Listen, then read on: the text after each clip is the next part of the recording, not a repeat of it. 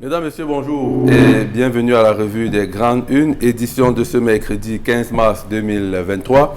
Nous sommes en direct de nos studios de Douala. Je vous amène d'abord en kiosque, découvrir ce que nous propose la presse ce matin. Et on démarre avec la nouvelle expression qui s'intéresse à l'alternance au pouvoir en Afrique. Difficile alternance, la longévité au pouvoir en Afrique, titre la nouvelle expression. Ces dernières années, des voix s'élèvent de plus en plus pour dénoncer la longévité au pouvoir des chefs d'État en Afrique, qui est une source de tous les malheurs des peuples. Les exemples s'amoncellent, nous dit la nouvelle expression. Ces exemples-là, vous les retrouvez en parcourant l'article paru en page 4 et 5 de la nouvelle expression. Il s'agit précisément d'une réflexion menée par Donatien Adou, de doctorat en sciences politiques, et Flavio Miayo, qui est donc diplômé en administration publique, qui propose donc cette réflexion autour de la longévité au pouvoir en Afrique. Rendez-vous en kiosque pour plus d'amples informations. À la une de mutation de ce matin, Martinez Zogo, embouteillage autour des obsèques, titre le journal Mutation, suite à la divulgation sur les réseaux sociaux d'un programme de l'ancien chef des obsèques de l'ancien chef d'Amplitude FM. La famille nucléaire et la femme de Martinez Zogo disent ne pas être derrière ce programme qui est donc partagé sur les réseaux sociaux. Vous aurez d'autres explications en page 5 du journal Mutation. À la une du Messager, conseils municipaux et régionaux, quelle interaction avec le Sénat, s'interroge le Messager. Les éclairages de l'expert Jean-Didier Afane Fono sur les intérêts institutionnels réciproques entre ces entités en vue d'un meilleur épanouissement des populations locales. Les éclairages sont à retrouver en page 10 du journal Le Messager.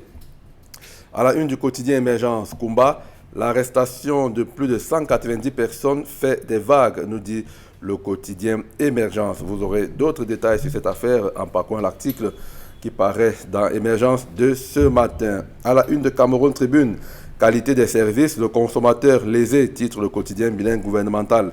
La journée mondiale des droits des consommateurs observée mercredi remet au goût du jour la relation souvent conflictuelle avec les fournisseurs des biens et services, eau, électricité, téléphone, banque, supermarché, marché, etc.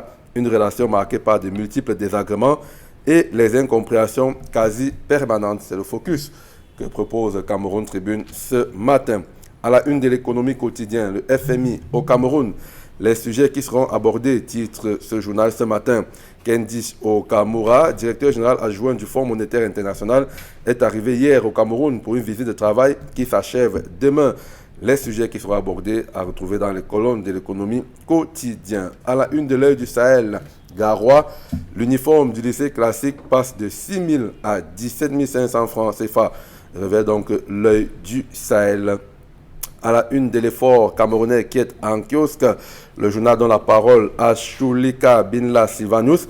Il est le coordinateur national des services justice et paix qui dit que les résultats des élections des sénatoriales 2023 sont déjà connus. Where the result already known? Où est-ce que les résultats sont connus? Donc s'interroge l'effort camerounais. La parole est donnée à Choulika Binla Silvanus. Retrouvez donc ces propos dans les colonnes de l'effort camerounais de ce matin. Et c'est tout pour l'essentiel des parutions de ce mercredi, sélectionné dans le cadre de ce programme. On accueille nos invités pour en parler. Il est déjà en plateau. Idriss Sisson, bonjour et bienvenue. Bonjour Rachel, bonjour à tous les téléspectateurs. Un bonjour particulier à ces Camerounais qui ont désormais peur de la nationale numéro 3. Vous savez que à chaque semaine ou à chaque mois, une nouveauté dans ces pays. Et la nouveauté n'est jamais quelque chose, n'est jamais une innovation. C'est toujours une triste innovation et non une innovation qui puisse permettre d'améliorer les conditions de vie, mais c'est toujours la peur qui suit la peur et la frayeur. Donc, je vais saluer tous ces Camerounais qui ont désormais peur de voyager la nuit dans des bus sur la route nationale numéro 3, l'axe Lou, Douala, Yaoundé. Merci d'être venu décrypter l'actualité avec nous. Prenons d'abord le premier sujet en attendant l'arrivée de Prince Aïssine, qui est quand même un sujet qui intéresse les parents d'élèves du côté de Garoua. Ça a certainement retenu votre attention. On nous dit que la tenue scolaire passe de 6 000 à 17 500 francs au lycée classique de Garoua. Ça peut donner le tournis aux parents d'élèves. Oui, mais c'est quand même... pratiquement le triple. C'est presque le triple du prix, c'est-à-dire qu'environ 230% d'inflation.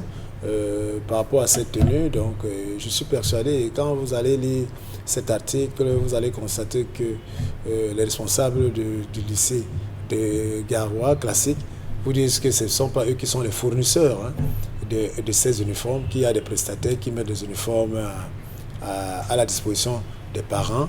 Mais ce que nous savons par habitude, étant des parents d'élèves et ayant aussi l'occasion d'aller acheter des uniformes, que ce soit les tenues de sport, que ce soit les tenues de classe, vous vous souvenez très bien que ces prestataires qui viennent, qui ont l'exclusivité souvent de vendre ces uniformes, permettent à ce que l'établissement ait sa quote-part, sa commission. C'est-à-dire que le prix fixé n'est jamais un prix fixé à tout hasard. Ou bien. Donc, c'est passé de 6 000 francs à 17 500.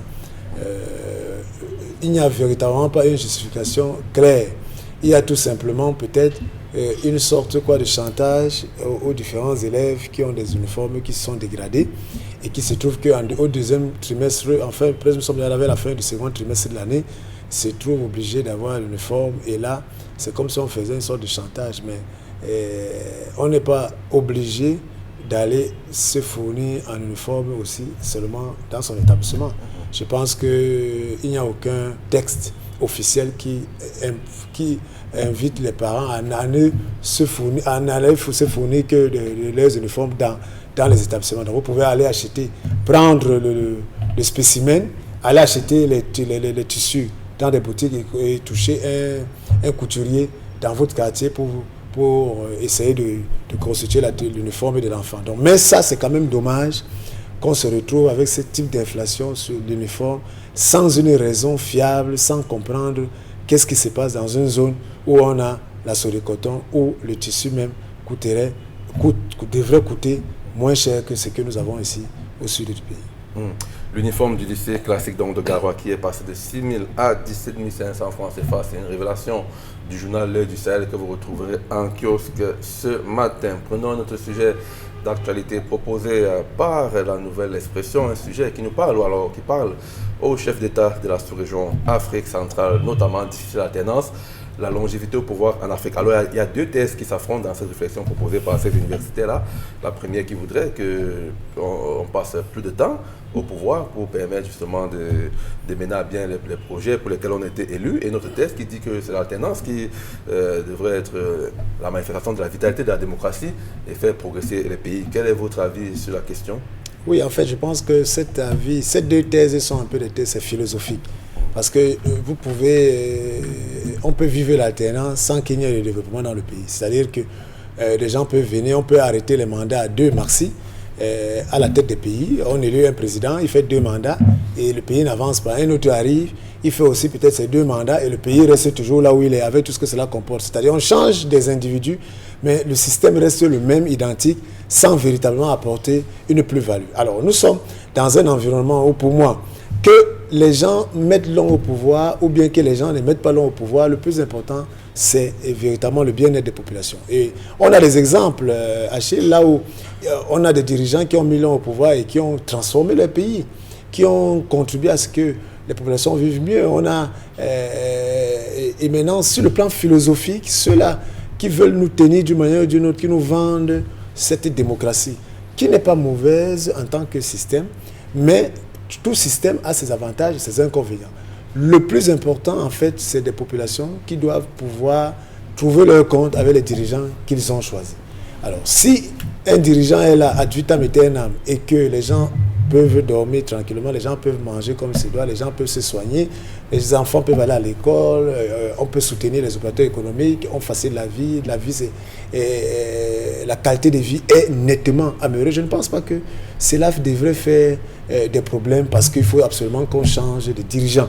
Vous suivez un peu. Maintenant, cela aussi n'empêche pas que dans un système où le peuple lui-même a choisi le système politique, c'est-à-dire le peuple peut décider que les mandats sont limités et que ces dirigeants qui viennent là sont des dirigeants aussi qui travaillent à transformer la vie. C'est bien. Mais maintenant, je ne pense pas que ceux qui mettront l'homme au pouvoir sont systématiquement bons ou mauvais, ou bien ceux qui ne mettent pas l'homme au pouvoir sont systématiquement bons et pas mauvais. Je vous assure que les deux systèmes ont le bon et le mauvais côté, parce que c'est une question d'individu, et c'est une question de vision, c'est une question de réalisation pragmatique, c'est une question de concrétisation. Alors si on ne peut pas véritablement concrétiser, vous regardez même dans les familles, on a des dirigeants dans des familles, il y a des dirigeants qui font 30 ans, 40 ans dans des familles, des communautés, et ils ne changent rien. C'est-à-dire la communauté est toujours là où elle est, rien ne change. Parce qu'on ne voit pas une plus-value, on ne voit pas véritablement la valeur ajoutée, on ne voit pas comment il y a des facilités dans la communauté, des membres de la communauté, avec tout ce que cela comporte, mais cette personnalité veut rester à la tête de la communauté, comme il entend, comme il veut, pour lui c'est prestige, et il fait tout pour qu'il n'y ait personne d'autre n'émerge.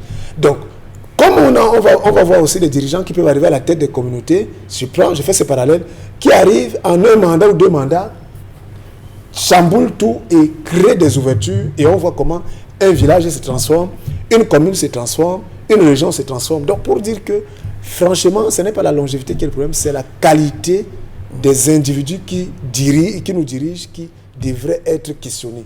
Moi, je pense que maintenant, sur le plan philosophique, on peut choisir être pour l'alternance, comme on peut être pour le fait qu'on ait des dirigeants qui mettent... Mais pourvu que ces dirigeants soient choisis par le peuple souverain. Parlons donc justement de ces dirigeants-là. Il y a par exemple des noms qui sont cités par Donatien Adou et Flavio Mayo dans les colonnes de l'expression. On a parlé de, par exemple, le président ougandais Yoweri Museveni. Il a parlé du Cameroun, ici bien Paul Biya, pour le compte de ces dirigeants qui ont passé presque 4 décennies. Pour le cas de Paul Biya, qu'on voit par exemple à la une de la nouvelle expression, pour ces cas précis, que direz-vous sur le fait de la tendance dans ces pays-là, par exemple? On le voit aux côtés de Théodore Ngomigema ou bien? Oui, bon, je vous ai dit, c'est-à-dire que je vais me répéter, mais juste pour rappeler, Achille, qu'en fait, pour constater et évaluer l'impact de la longévité de ces dirigeants, on n'a qu'à voir comment les gens vivent dans les villages, dans les quartiers, dans les villes, dans les cités. On n'a qu'à voir comment les gens souffrent, comment les élèves souffrent dans les écoles et les lycées. On n'a qu'à voir comment l'inflation a atteint son paroxysme. On n'a qu'à voir comment les gens meurent dans les hôpitaux parce qu'ils n'arrivent pas à faire des examens ou bien à acheter des médicaments prescrits sur leurs ordonnances. On n'a qu'à voir comment on est dans un état de corruption généralisée, on est dans un environnement délabré, on est dans les valeurs ont foutu le camp. Même la rigueur, la moralisation et tout ce dont on a vanté, qui était le socle, qui était l'identité même de l'accession du chef de l'État au pouvoir en 1982, aujourd'hui, reste simplement des mots et qui se sont transformés en des mots avec MAUX. Donc, vous voyez que à ce moment-là, on aura 2 tableaux hachés. C'est-à-dire que moi, il y en a ceux qui vont vous dire que en 40 ans, le chef de l'État a eu à réaliser des avancées. Ceux surtout qui ont des positions, ceux surtout qui ont eu à profiter du système, ceux surtout qui ont eu à avoir leur famille, leur vie se transformer, ceux qui sont quittés de la pauvreté à une des meilleures conditions de vie vont vous dire que ces 40 ans ont été pour eux un succès et c'est de leur droit. Mais maintenant, c'est qu'il faut faire la balance entre ces Camerounais, si on les compare, ceux qui trouvent leur compte avec cette longévité, par exemple, du chef de l'État, et ceux qui vivent la galère et qui souffrent le martyre, qui n'arrivent pas à joindre les 2 bouts. Vous verrez que sur 30 millions de Camerounais, je ne sais même pas s'il y en aura 2 millions ou 3 millions qui vont vous dire. Donc à ce moment-là, quand on baise la balance, on va vous dire que cette longévité au pouvoir n'a pas été utile. Parce que c'est de ça qu'il est question. Le non, la majorité. Si la majorité disait le contraire, je pense qu'on pourrait applaudir cette longévité. Mais à ce moment, quand on voit que ce n'est qu'une minorité qui profite de cette longévité, la majorité va vous dire que cette longévité ne leur a pas été utile. Et quand vous prendrez le cas de Yoweri Museveni, c'est la même chose. C'est-à-dire qu'on ne va pas... C'est entre la réalité populaire, la réalité de la masse et la réalité de l'élite. On ne va pas prendre l'élite comme exemple, on doit prendre la masse comme référence. Voilà donc pour ce sujet sur la difficile alternance en Afrique, la longévité au pouvoir. C'est un sujet proposé par la nouvelle expression que vous retrouvez en kiosque ce matin. Passons à un autre sujet proposé par les tabloïds, notamment Mutation, qui évoque l'assassinat de Martinez Ogo et surtout cette polémique autour des obsèques de l'ancien chef de chaîne d'Amplitude FM, Martinez Ogo, embouteillage autour des obsèques. On rappelle le contexte. Il y a un programme qui est partagé sur les réseaux sociaux depuis hier. La famille nucléaire et la femme de Martinez ne se reconnaissent pas dans ce programme. Est-ce qu'on avait besoin de cette autre polémique autour de la dépouille de Martinez-Zogo, Idriss Issom? C'est dommage, mais c'est très camerounais. C'est ça qui, c'est la manifestation de ce que nous sommes véritablement, avec tout ce que cela comporte, Achille. C'est dommage, mais c'est très camerounais. Parce que pendant que nous sommes là à chercher, à scruter, à pouvoir savoir qui a assassiné Martinez-Zogo, pendant que le peuple souverain, le peuple tout entier attend de comprendre qu'est-ce qui s'est réellement passé avec cette mort atroce de ce journaliste, pendant que on veut véritablement même aider la famille à apaiser, même comme ça, la douleur reste vive et atroce. Pendant ce temps, c'est là, il y a d'autres qui font eux des calculs, et c'est pour ça que je dis que c'est très camerounais, qui sont là à réfléchir qu'il faille organiser des obsèques, qu'il faille mobiliser, comme s'il y a de l'humour, comme il y a de l'empathie nationale et internationale, prendre des devants pour organiser des obsèques, parce que derrière ces obsèques, est-ce que en organisant les obsèques, c'est vrai que Martinez va être inhumé, mais est-ce qu'il faille, quand on le fait en dehors de sa famille nucléaire, en dehors des ayants droit, ça laisse cacher quelque chose qui n'est pas du tout, pour moi, sain. C'est-à-dire que je pense que ce n'est pas sain, cette nouvelle polémique autour de Martinez-Zogo. Est-ce que ce n'est pas fait pour distraire, pour nous sortir véritablement de la focalisation qu'on a à attendre, à savoir à connaître la vérité autour de sa mort? Est-ce que tout cela ne sont pas des manipulations pour pouvoir détourner l'attention et nous emmener vers des choses périphériques? Est-ce que ce n'est pas le cas? Moi, je me pose des questions, je m'interroge, et je trouve tout simplement que c'est très camerounais, cette manière de faire. C'est dommage, mais je pense que ceux qui doivent parler des obsèques sont les ayants droit de Martinez-Zogo. Quand ça ne vient pas d'eux, il ne faudra pas véritablement s'attarder là-dessus. Alors, il nous a rejoint dans ce studio, on va le prendre au pif comme ça. Prince Haïssé Ngekam, on parle de cette affaire autour de Martinez-Zogo. Alors, embouteillage autour de l'assassinat, embouteillage autour des chefs d'inculpation. Aujourd'hui, embouteillage autour des obsèques, finalement. Non, mais forcément, il fallait s'y attendre. Vous savez, lorsqu'il y a des décès ou alors des assassinats aussi compliqués comme celle-là, au finish, il y a souvent des positions. Je parle souvent des familles. Il y a souvent des positions qui divisent les familles. Et vous vous souvenez que les avocats, dit-on, des ayants droit, avaient convoqué la presse pour donner leur point de vue sur tout ce qui se passait relativement à l'assassinat et aux enquêtes qui se déroulaient encore au niveau du 7. Et si vous vous souvenez, les avocats des ayants droit, à ce temps-là, avaient indiqué qu'ils attendaient que la justice puisse, tout au moins au niveau des enquêtes préliminaires, leur fixer, afin qu'ils puissent maintenant envisager à l'inhumation de Martinez-Zogo. Et donc, si on constate aujourd'hui qu'il y a un programme qui est sorti, directement on pourrait faire une sorte de corrélation en disant, écoutez, peut-être les enquêtes préliminaires sont passées, il y a des gens qui ont été inculpés, et que la famille peut-être pense à une vue sur ce qui se passe, ou alors sur l'évolution de l'enquête, et par conséquent, elle pense maintenant que leur fils pourrait reposer finalement, je dis entre guillemets, en paix, ou alors procéder à son inhumation. Mais nous avons vu un programme qui circule là, et une autre sortie, dit-on, des ayants droit de Martinez, qui estiment que non, le programme n'est pas le leur. Vous avez ces oncles maternels qui ont pondu pratiquement un pamphlet pour indiquer qu'ils ne sont pas concernés par le programme qui circule, et qu'ils continuent d'attendre pour savoir exactement ce qui est advenu avec l'assassinat de leur fils. Donc c'est dommage qu'on puisse vivre ça comme ça, Nous autres, la presse, on s'attend, c'est-à-dire qu'on ne pourrait pas aller faire des choses à la place de la famille nucléaire de Martinez-Zogo.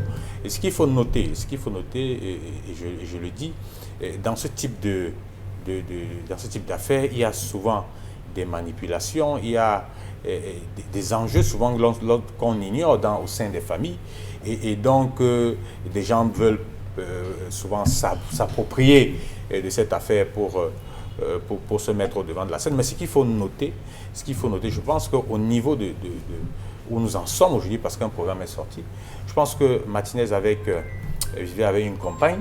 Il a sa sœur aînée qui notamment a constitué les avocats qui suivent cette affaire au nom de la famille. Il a ses enfants, dont, tout au moins pour nous autres, fixer la famille professionnelle, on s'attend encore que ses enfants et ses frères et sœurs, puissent faire une sortie officielle pour indiquer concrètement ce qu'il en est, ou alors nous donner un programme précis. Voilà donc pour ce qui est de ce sujet autour de l'affaire Martinez-Zogo à retrouver dans Mutation de ce mercredi. Continuons à éplucher la presse ce matin. Prenons la une de Cameroun Tribune qui s'intéresse aux consommateurs qui sont lésés, nous dit le quotidien bilingue gouvernemental. Eau, électricité, téléphone, marché, supermarché, les consommateurs qui subissent le diktat des fournisseurs. Comment on peut faire pour protéger finalement les consommateurs chez nous? Idriss Issom. Oui, il y a d'abord l'éducation, vous savez. Il faut que le consommateur lui-même sache quels sont ses droits et ses devoirs. Parce que nous sommes dans un environnement où les consommateurs ont abandonné le champ du consumérisme. C'est-à-dire le consommateur parle, souffre dans les maisons, dans les quartiers, dans les marchés, sans faire aucun effort.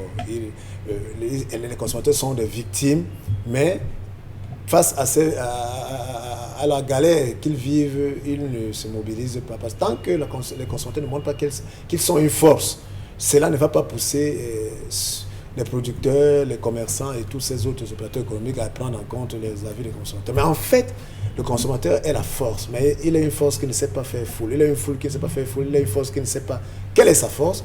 Et on se retrouve dans un environnement où on vit dans une contrefaçon généralisée, où nous avons des produits de très mauvaise qualité, où nous payons cher ce qu'il faut payer cher, où nous payons des produits de mauvaise qualité, de mauvaise fabrication, où nous sommes bernés. Entre-temps, il y a quand même des associations de consommateurs, Achille, mais qui va militer dans ces associations de consommateurs? Qui va même poser le problème? C'est-à-dire que j'ai acheté un produit qui est périmé, qui est ceci, qui va amène même le justif. Parce que il ne suffit pas de parler ou bien de bavarder dans l'air ou bien d'écrire sur les réseaux sociaux. Il faut se mobiliser et faire, pousser là où vous avez acheté, démontrer à la personne que mais en fait ce produit n'est pas de bonne qualité et pour que cette personne arrête. Mais on constate plutôt que, mais regardez, vous faites des reportages tout le temps, on saisit des producteurs de produits de contrefaçon à tout moment. Et après on fera 3 mois, on trouvera encore un autre producteur de contrefaçon. 3 mois après, mais entre-temps, les consommateurs, et ça circule, même dans les grandes surfaces, insoupçonnées, on consomme cela, on a des maladies qui nous commandent de ces maladies, sans savoir d'où est-ce que nous avons pris tout cela, en cause de la consommation, la mauvaise consommation. Donc le consommateur au Cameroun souffre le martyre, mais le consommateur au Cameroun souffre sans gémir, sans se plaindre. Et ceux qui font souffrir le consommateur pensent qu'ils ont le champ libre, ils peuvent se permettre de nous vendre n'importe quoi et de nous traiter n'importe comment. C'est-à-dire que ce soit le service, au niveau des services, alors c'est la catastrophe. Mais vous allez acheter un service, Achille, mais celui qui vous vend le service fait comme si c'était, vous allez que vous le suppliez, vous avez payé pour un service et on ne vous donne pas ce service, et vous êtes mal à l'aise et cette personne s'en fout à la limite. Et vous faites cela et le lendemain vous revenez, comment la personne ne va pas continuer à vous traiter de cette manière? Je pense que le consommateur camerounais qui nous écoute, qui est moi et tout le monde, nous devons nous mobiliser pour qu'en fait on ait le meilleur produit et le meilleur service possible et qu'on puisse dénoncer ce qui ne marche pas. Après, c'est Singekam avec ce tableau noir sombre décrit par Idriss Issom. Aujourd'hui, on célèbre la journée mondiale des droits de consommateurs. À quoi peut servir une journée dans un tel contexte, notamment singulièrement au Cameroun? Je pense que c'est une journée qui vaut la peine. Et je voudrais, au-delà de tout ce qu'Idriss a dit, le tableau noir, mais que faire? C'est ça la bonne question, que faire? Mais c'est de s'organiser, c'est de dénoncer, c'est-à-dire que c'est d'être, lorsque vous êtes face à une situation d'abus de vos droits de consommateur, il faut le dénoncer. Et maintenant, est-ce que vous allez le dénoncer seul? Non, mais il faut se mettre ensemble pour dénoncer. Et vous avez les associations des consommateurs. Et j'ai l'habitude de dire, et c'est comme un tout petit peu la presse, c'est-à-dire que vous avez des gens qui, les associations des consommateurs sont là, ils défendent, ils se battent comme ils peuvent, avec le minimum de moyens qu'ils ont, pour défendre les droits des consommateurs. Mais combien adhèrent à ces associations-là? Ça, je vous le dis. Ça, je vous le dis. Je fais une petite transgression avant de revenir. On vous dit, vous avez des gens qui disent, il y a un sujet, on dit non, la presse n'a rien dit, on a fait ci, on n'a pas fait ça, la presse n'a pas fait ci, la presse aurait dû faire ceci. Combien achètent les journaux? Combien font des insertions dans ces journaux? C'est ça, voilà aussi un autre débat. Donc, il faut adhérer dans les associations de consommateurs. Et je voudrais ici tirer un coup de chapeau aux associations de consommateurs qui font ce job, notamment la FOCACO de Haïti à Bénin. Vous le voyez sur le terrain en train de crier sur les whisky en sachet ici. Il a même subi des procès, c'est-à-dire qu'actuellement, je vous parle, il a des procès. Combien se sont levés pour le soutenir alors qu'il défendait un truc sérieux?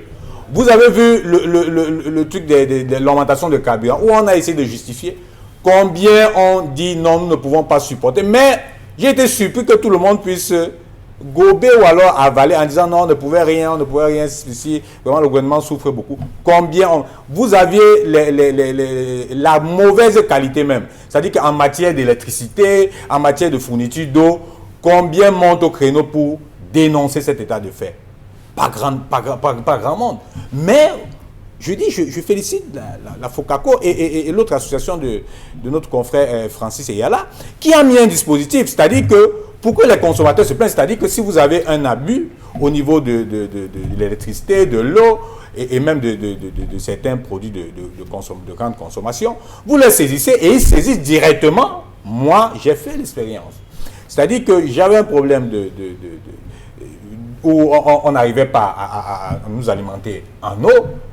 J'ai saisi cette association qui a saisi les autorités en charge de ces questions, notamment le ministère, et directement dans les heures qui suivent, j'ai été appelé pour savoir exactement le problème que j'avais. Donc, combien le font? Combien le font? Et maintenant, pour le faire, il faut encourager ces associations de consommateurs pour qu'ils puissent être le porte-voix. Au lieu que les gens puissent souffrir en silence, comme ils disaient tout à l'heure. Et vous verrez qu'aujourd'hui, à cette journée-là, ces associations ont organisé des petits salons pour communiquer, pour échanger avec les gens. Allez voir le nombre de personnes qui seront là-bas. Pas grand monde. Donc, dans une société comme celle-ci, les gens doivent pouvoir s'organiser pour défendre leurs droits. Mais au-delà, si en face, au-delà des associations des consommateurs, que font les pouvoirs publics également? Est-ce qu'il n'y a pas une loi qui encadre, qui protège les consommateurs? Est-ce qu'on n'a pas légiféré sur cette affaire-là? On a par exemple vu les sénateurs qui ont été élus dimanche dernier. Est-ce que ça peut préoccuper les parlementaires? Voilà une très belle question. Voilà une très belle question. Mais les gens se trouvent dans quel temps? C'est-à-dire que vous n'avez pas me dit que le gouvernement va se prendre une ampoule pour se tirer une balle dans le pied. Non. Elle va au contraire, comme ils le font tout le temps, se défendre de ce que non, nous n'arrivons pas à faire ci parce que non. Alors qu'il y a des problèmes de fond. Vous savez, il y a une chose qui n'épargne personne, quel que soit le camp où vous êtes. Il dit ça parlait par exemple des whisky frélatés qui circulent là. Mais lorsque vous le consommez, il vous détruit. Il va vous détruire comme il détruira celui qui est, je ne sais pas qui est membre du parti au pouvoir ou alors celui qui est membre du gouvernement, et ainsi de suite. Parce que ça peut aussi se retrouver sur sa table. Donc c'est un combat commun. Mais je dis encore, nous devons pouvoir encourager, unir nos forces avec les associations de consommateurs présentes qui font le job. Et je ne cesserai jamais de les citer, la FOCACO et celui de Francis Eyala, même de mon ami de l'homme Magellan Kamga, pour mener ce plaidoyer. Aujourd'hui, vous avez un problème d'électricité que les gens n'arrivent pas. C'est-à-dire que nous avons connu la semaine dernière. Il a fallu que quelques associations montent au créneau pour que les membres du gouvernement puissent s'expliquer et nous donner tout au moins. Il y a le problème je reviens de whisky en sachet. On l'avait interdit ici à un certain moment. Mais vous le voyez, ça circule partout là. La FOCACO est montée au créneau pour le dénoncer. Mais aujourd'hui, il subit les procès. La FOCACO subit les procès. Elle se retrouve seule aujourd'hui. Où sont passés les consommateurs pour accompagner ces gens-là? D'accord, on vous a suivi. Donc, Cameroun Tribune nous parle donc de ces consommateurs qui sont lésés. Retrouver ce sujet en cœur. On avait pu intervenir sur la question. Je vois lever le doigt. Et nous sommes tenus par le temps. Prenons 1 ou 2 minutes pour vous parler des sénatoriales. C'est encore un sujet d'actualité qui revient dans la presse ce matin. D'ailleurs, gardez à la parole Prince Haïtien Ngekam, une majorité écrasante. On a vu les journaux dire que ça inquiète, par exemple, même le RDPC, qui est pourtant là à cette élection pour gagner. Non, mais il fallait forcément s'y attendre. Lorsque vous connaissez un peu le collège électoral qui est constitué des conseillers municipaux et des conseillers régionaux, et donc en majorité vous aviez le RDPC. Dans quelques points où on avait un peu quelques frayeurs, c'était notamment la Damawa, où ils étaient pratiquement à différence de 24 voix. Vous voyez un peu, et même jusque-là, le RDPC a pu renverser, je dirais pas renverser la tendance, a pu dominer parce que l'UNDP comptait sur ce côté-là de quelques défections du RDPC. Et vous revenez un tout petit peu, et c'est l'analyse qu'il faut faire au-delà du razzia qu'il y a eu partout. Vous verrez, j'ai vu au niveau de l'Est, la région de l'Est, où l'UNDP a eu des voix dans le département du Haut-Nord, alors qu'elle n'a même pas un seul conseiller municipal là-bas. Ça dit que près de 24 voix. Ça devrait susciter tout au moins, pour moi, c'est une avancée intéressante au-delà de ceux qui n'ont pas de sénateur. Vous avez notamment, j'en ai fait la grande une, au niveau de la Léquier, où le PAL est investi à quelques conseillers municipaux, où le climat politique là-bas n'est pas du tout serein. Parce que, notamment, il y a l'opposition de ce côté-là. Et donc, Henri Eyibé ici a fait tout le tour de son département pour inviter non seulement les militants, les conseillers municipaux du RDPC à voter le RDPC et inviter même l'opposition, notamment le PAL, qui était censé soutenir par exemple le FDC qui était en compétition là-bas, de rejoindre le RDPC. Donc aujourd'hui, là-bas, ils ont pu avoir 95,5%. Pour eux, ils ont atteint le summum parce que tout au moins là-bas, ils ont l'opposition. Mais l'autre chose qui est intéressante et qui a fait par exemple le débat de ce matin à Radio Equinox, c'est que oui, le RDPC a plafonné au niveau de l'Ouest, mais on s'est posé des questions à savoir comment le SDF de ce côté-là, notamment au niveau de la commune de Bafoussam 1er, a pu voter le RDPC. Autant pour moi, j'ai cru entendre Maître Lavoisier Tchapi, qui est de cette circonscription-là, dit qu'ils l'ont fait par rapport à leur désirata ou alors à leur doléance qu'ils ont adressée aux sénateurs. Pas au RDP, singulièrement au sénateur Sylvain Gouchingué. Vous voyez, la politique est très dangereuse. Ce que vous reprochez souvent à certains, c'est-à-dire que de faire alliance avec le RDPC sur un certain sujet donné, on peut vous le retorquer aujourd'hui. Et donc du coup, certains militants du SDF ont pris cette pêche-là pour un tout petit peu, excusez le mot, chicoter. C'est entendu. En 30 secondes, à quel scénario devrait-on s'attendre, vu la razzia du RDPC? Non, mais à une caisse de résonance, on s'attendait, il ne faut pas vous attendre aux applaudissements, il n'y a rien à redire. Mais en fait, la leçon à tirer, tout simplement, les partis politiques d'opposition doivent comprendre que tout se joue au régional et aux élections municipales. Il faut véritablement préparer les élections. C'est eux qui constituent les grands électeurs. Bien sûr. Donc il faut travailler à se constituer cette base électorale de manière sérieuse. Et on ne peut pas constituer une vraie base électorale sans que les gens aillent s'inscrire, sans que ceux qui s'inscrivent aient une éducation à la citoyenne pour savoir que je dois voter contre mon vote, sans que sur le terrain, ceux qui veulent être les conseillers municipaux de demain, les conseillers régionaux de demain, soient présents et mobiliser leur base. C'est de ça qu'il s'agit. Par après, lorsqu'on va arriver dans les élections comme celle qui s'est déroulée dimanche dernier, on n'aura que des mots et des discours qui ne vont servir à rien parce que ça sera la matérialisation. Merci Idriss. Merci Prince Aristide. Mesdames, Messieurs, merci de nous avoir suivis. Merci à nos équipes techniques en régie, Jonathan Babiola, Innocent Abega, Emos Fongo à la réalisation. Restez sur notre antenne juste après nous. C'est 10-12, le Zénith.